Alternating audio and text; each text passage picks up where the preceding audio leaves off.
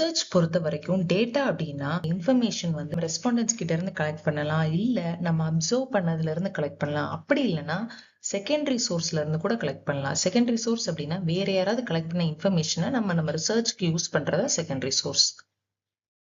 Sources of data, three sources of data இருக்கு. First one primary source, second one secondary and tertiary source.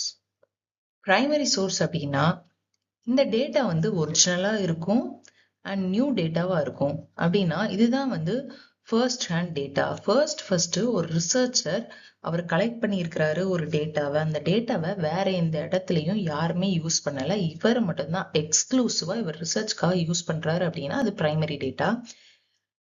Methods இருக்கு.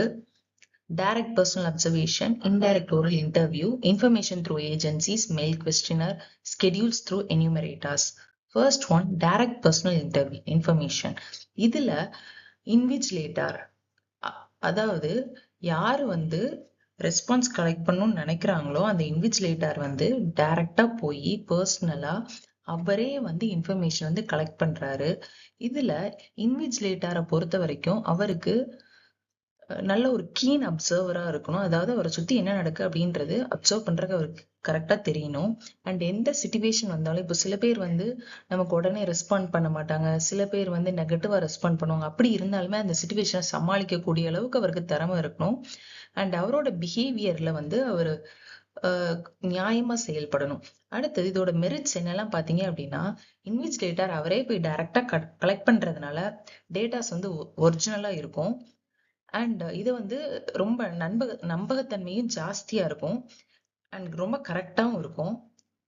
நம்ம வந்து ஒரு இன்ஃபர்மேஷனை வேற யாராவது கலெக்ட் பண்ணி அதை நம்ம கிட்ட கொடுத்தா நம்ம ராங் அண்டர்ஸ்டாண்ட் பண்றதுக்கு சான்சஸ் இருக்கு. ஆனா டைரக்ட் பர்சனல் இன்ஃபர்மேஷன்ல அதுக்கு வாய்ப்பு இல்லை.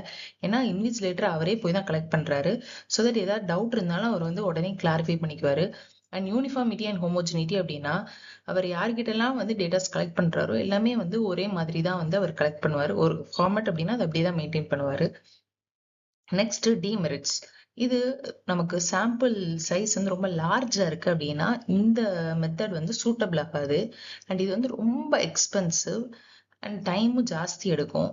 பயாஸ்டா கூட இருக்கலாம். இப்போ இன்விஜிலேட்டர் யார்ட்டையாவது போய் கலெக்ட் பண்ண முடிச்சல அவங்க வந்து இன்விஜிலேட்டர் இவர் தான் அப்படின்னு தெரிஞ்சு ராங்கா கூட இன்ஃபர்மேஷன் கொடுக்கலாம். ஸோ தட் அது பயாஸ்டா இருக்கலாம். அடுத்தது இன்விஜிலேட்டருக்கு வந்து நல்ல ஒரு டேலண்ட் இல்ல, புதுசா வந்து அவர் இப்பதான் போய் கத்துக்கிறாரு, போய் கலெக்ட் பண்றாரு அப்படின்னா அந்த டைம்ல அவர் ராங் ரிசல்ட் கூட கொடுக்கறதுக்கு சான்சஸ் இருக்கு. இன்டைரக்ட் ஓரல் இன்டர்வியூ பொறுத்த வரைக்கும் இன்ஃபர்மேஷன் வந்து சில டைம் வந்து சில டைப் ஆஃப்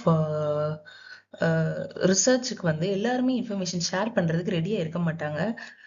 ஒரு மாதிரி அன்கம்ஃபர்டபுளா ஃபீல் பண்ணுவாங்க. அந்த டைம்ல நம்ம டைரக்டா எந்த பர்சன் வந்து இந்த ரிசர்ச்சோட சம்மந்தப்பட்டிருக்காங்களோ அவங்க கிட்ட கேட்காம டைரக்டா சம்மந்தப்பட்டிருப்பாங்கல்ல அவங்க கிட்ட கூட நம்ம இன்ஃபர்மேஷன் வந்து கலெக்ட் பண்ணலாம். ஃபார் எக்ஸாம்பிள் ஆல்கஹால்னால எவ்வளோ டிஸ்அட்வான்டேஜஸ் சொசைட்டில இருக்குதுன்னு நமக்கு தெரியும். நம்ம டைரக்டா ஒருத்தவங்க கிட்ட யார் ஆல்கஹாலால அடிக்டா இருக்காங்களோ அவங்க கிட்ட போய் ஆல்கஹாலால என்னென்ன டிமெரிட்ஸ் எல்லாம் இருக்குது சொல்லுங்கன்னு கேட்டா அவங்க சொல்ல மாட்டாங்க. இதே இது அவங்களோட ஃபேமிலி மெம்பர்ஸ் கிட்ட போய் கேட்டோம்னா இல்ல அவங்க ஃப்ரெண்ட்ஸ் கிட்ட போய் கேட்டோம்னாலும் நமக்கு வந்து நல்ல ரிசல்ட்ஸ், நமக்கு நல்ல ஒரு பாயிண்ட்ஸ் வந்து கிடைக்கும். அண்ட் இதோட மெரிட்ஸ் என்ன அப்படின்னா இந்த மெத்தட் வந்து ரொம்ப simple and convenient to use. அதுக்கப்புறம் இது வந்து நிறைய டைம் வந்து சேவ் பண்ணுது, மணி லேபர் எல்லாமே சேவ் பண்ணுது. எந்த ஒரு ஏரியாவிலனாலும் நம்ம இன்வெஸ்டிகேஷன் வந்து பண்ணலாம். ஏன்னா நம்ம வந்து அந்த ஸ்டடிக்கு வந்து டைரக்டாவோ இன்டைரக்டாவோ ரிலேட் ஆயிருக்க பர்சன்ஸ் கிட்டேயும் நம்ம வந்து ஒப்பீனியன்ஸ் கேட்குறோம். அது வந்து நம்ம நிறைய பேர்கிட்ட விசாரிக்கிறதுனால நமக்கு அடிக்குவேட் இன்ஃபர்மேஷன் கிடைக்கும் அண்ட் அன்பயாஸ்டாவும் இருக்கும். இன்ஃபர்மேஷன் வந்து நம்ம வேற வேற பார்ட்டிஸ் கிட்ட வந்து கலெக்ட் பண்றதுனால ஒரு விஷயத்தோட வேற வேற பாயிண்ட் ஆஃப் வியூல இருந்து நமக்கு வந்து ஒப்பீனியன்ஸ் வந்து கிடைக்கும். அடுத்து இதோட டிமெரிட்ஸ் என்ன அப்படின்னா இன்ஃபர்மேஷன் வந்து சில டைம் வந்து நம்பகத்தன்மை கம்மியா இருக்கிறதுக்கான வாய்ப்பு இருக்குது.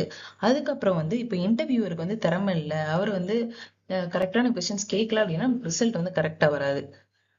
அதுக்கப்புறம் விட்னஸ் வந்து அவங்களுக்கு ஏத்த மாதிரி இன்ஃபர்மேஷன் வந்து சேஞ்ச் பண்ணலாம். அப்படி கரெக்டா இன்ஃபர்மேஷன் கொடுக்கல அப்படின்னா நமக்கு அக்யூரேட்டான டேட்டாஸ் வந்து கிடைக்காது. த்ரூ ஏஜென்சிஸ், ஏஜென்சியோட ஹெல்ப்பையோ இல்லைன்னா வேற ஒரு பர்சனோட ஹெல்ப்பையோ வந்து சீக் பண்ணி அவர் மூலமா நம்ம வந்து இன்ஃபர்மேஷன் வந்து கலெக்ட் பண்றோம். நிறைய பண்டில் ஆஃப் இன்ஃபர்மேஷன்ஸ் வந்து நம்ம கலெக்ட் பண்ணலாம்.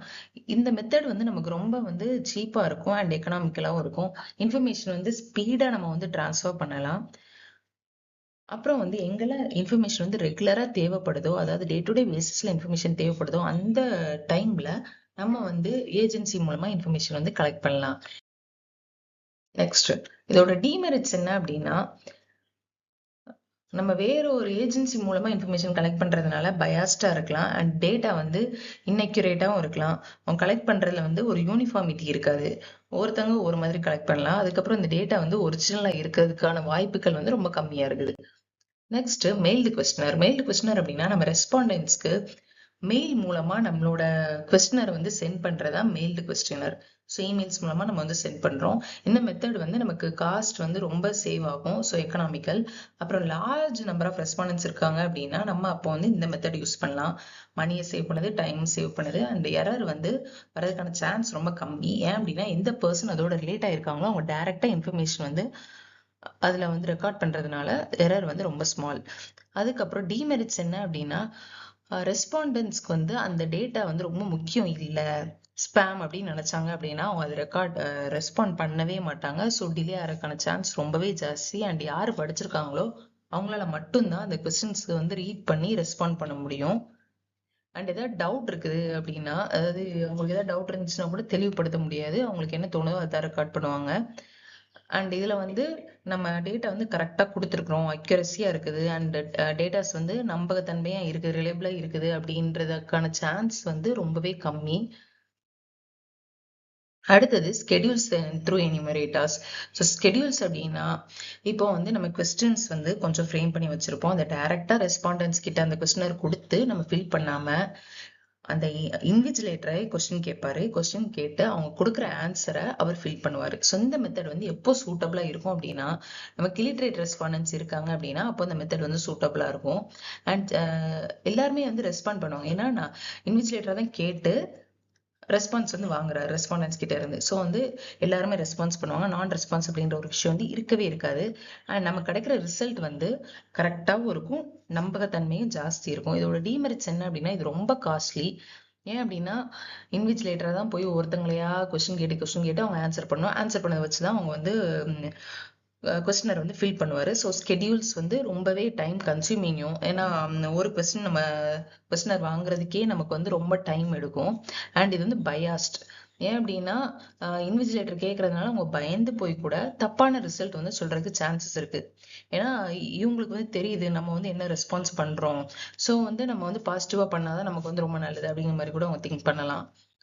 அடுத்தது செகண்டரி டேட்டா. செகண்டரி டேட்டா அப்படின்னா வேற யாரோ ஒருத்தங்க டேட்டா வந்து ஆல்ரெடி கலெக்ட் பண்ணி வச்சிருப்பாங்க அண்ட் அதை அவங்க அனலைஸ் பண்ணி வச்சிருப்பாங்க, அதை பப்ளிஷும் பண்ணியிருப்பாங்க. வேற ஏதோ பர்பஸ்க்காக அவங்க வந்து அந்த டேட்டாஸ் எல்லாம் கலெக்ட் பண்ணியிருப்பாங்க. அதை இன்னொரு ரிசர்ச்சர் அவரோட கரண்ட் ஸ்டடிக்கு யூஸ் பண்றாரு அப்படின்னா அதுதான் செகண்டரி டேட்டா. செகண்டரி டேட்டாவை யூஸ்வலா செகண்ட் ஹேண்ட் இன்ஃபர்மேஷன் அப்படின்னு சொல்லுவாங்க. ஏன் அப்படின்னா இது வந்து முதல்ல ஒரு ரிசர்ச்சர் அவரா போய் கலெக்ட் பண்றதுல வேற யாரோ கலெக்ட் பண்ண இன்ஃபர்மேஷன் அவர் யூஸ் பண்றதுதான். அடுத்தது செகண்டரி டேட்டாவோட சோர்ஸ். இன்டர்னல் சோர்ஸாவும் கலெக்ட் பண்ணலாம், எக்ஸ்டர்னல் சோர்ஸாவும் கலெக்ட் பண்ணலாம். இன்டர்னல் சோர்ஸ் அப்படின்னா within a company, external source அப்படின்னா outside the company. For example இப்போ வந்து ஒரு கம்பெனில நிறைய டிபார்ட்மெண்ட்ஸ் இருக்கும், மார்க்கெட்டிங், ஃபினான்ஸ், ஹெச்ஆர்எம், அந்த மாதிரிலாம் இருக்கும். ஸோ இந்த மாதிரி வந்து ஒவ்வொரு டிபார்ட்மெண்ட்டும் ஒவ்வொரு ரிப்போர்ட் வந்து மெயின்டைன் பண்ணுவாங்க. ஸோ அந்த ரிப்போர்ட்ல இருந்து நம்ம டேட்டாஸ் வந்து கலெக்ட் பண்றோம் அப்படின்னா அது வந்து இன்டர்னல் சோர்ஸ். இதே எக்ஸ்டர்னல் சோர்ஸ்னா கவர்மெண்டோட சோர்ஸ்ல இருந்து, அதாவது சென்சஸா இருக்கட்டும், அதுக்கப்புறம் வந்து வேற பப்ளிக் சோர்ஸ்ல இருந்து நம்ம வந்து இன்ஃபர்மேஷன் கலெக்ட் பண்றது, இது எல்லாமே வந்து external source. And academic and research publication அப்படின்னா ஜேர்னல்ஸ், ஆர்டிகல்ஸ், புக்ஸ், அதுவுமே வந்து நமக்கு வந்து செகண்டரி சோர்ஸ்ல தான் வரும். அப்புறம் வந்து டெரிஷரி டேட்டா அப்படின்னா இது வந்து செகண்டரி டேட்டாவோட கிளப் பண்ணி தான் வரும். Secondary data and website information இது ரெண்டும் சேர்ந்தது தான் டெரிஷரி டேட்டா. யூஸ்வலா வெயிட்டேஜ் எப்படி அப்படின்னா பிரைமரி டேட்டாவுக்கு வெயிட்டேஜ் ஜாஸ்தி, செகண்டரி டேட்டாவுக்கு பிரைமரி டேட்டாவை கம்பேர் பண்ணுச்சு கொஞ்சம் கம்மி, டெரிஷரி டேட்டாவுக்கு வந்து அந்த அளவுக்கு வெயிட்டேஜ் கிடையாது. ஸோ வந்து இது என்னெல்லாம் வரும் அப்படின்னா இண்டெக்ஸஸ் அண்ட் பிப்ளியோகிராபிக்ஸ். இண்டெக்ஸஸ் அப்படின்னா இப்போ ஒரு புக் இருக்கு அப்படின்னா அந்த புக்ல வந்து எந்தெந்த டாபிக் வந்து எந்த பேஜ் நம்பர்ல இருக்கு அப்படின்னு மென்ஷன் பண்ணியிருப்போம்ல, ஸோ அதான் இண்டெக்ஸஸ். பிப்ளியோகிராஃபி அப்படின்னா இப்போ ஒரு ரிசர்ச் ஆர்டிக்கல்ல லாஸ்ட்ல வந்து ரெஃபரன்சஸ்னு ஒரு செக்ஷன் கொடுத்துருப்பாங்கல்ல, ஸோ அதுதான் வந்து பிப்ளியோகிராஃபி. ஸோ இதெல்லாம் எதுக்கு யூஸ் ஆகும் அப்படின்னா, நம்ம வந்து ஏதோ ஒரு ரிசர்ச் பண்ணும் போச்சுல அந்தந்த இன்ஃபர்மேஷன்லாம் எங்க இருக்கு அப்படின்றத ஐடென்டிஃபை பண்றதுக்காக யூஸ் பண்ணும். ஜென்ரலா இது வந்து லைப்ரரிஸ்ல ஜாஸ்தி யூஸ் பண்ணுவாங்க. அடுத்தது டிக்ஷனரிஸ். டிக்ஷனரிஸ் அப்படின்னா ஒரு வேர்டோட மீனிங் வந்து அதுல இருக்கும். Next encyclopaedias. என்சைக்ளோபீடியாஸ் அப்படின்னா ஹிஸ்டாரிக்கல் இன்ஃபர்மேஷன் இல்லைன்னா வந்து ஏதோ ஒரு விஷயத்தை பத்தி இன்ஃபர்மேஷன் வந்து இருக்கிறது தான் என்சைக்ளோபீடியாஸ். அதாவது பண்டில் ஆஃப் இன்ஃபர்மேஷன்ஸ் வந்து இருக்கும். ஸோ எந்த என்சைக்ளோபீடியாஸ் வந்து நம்ம சூஸ் பண்றோமோ அந்த என்சைக்ளோபீடியா பத்தி இன்ஃபர்மேஷன் அதுல வந்து உள்ள நிறைய இருக்கும். ஹேண்ட் புக்ஸ் வந்து அதுவுமே சிமிலர் டு என்சைக்ளோபீடியாஸ் தான். ஆனா இதுல வந்து என்சைக்ளோபீடியாவோடவே வந்து ஃபேக்ட் வந்து ரொம்ப ஜாஸ்தி இருக்கும். Next directories. டைரக்டரிஸ் அப்படின்னா ஒருத்தவங்களோட நேம், அட்ரஸ் அண்ட் அது ரிலேட்டடான டேட்டாஸ் வந்து இருக்கும். அதுதான் வந்து டைரக்டரிஸ். தேங்க்யூ. இதுதான்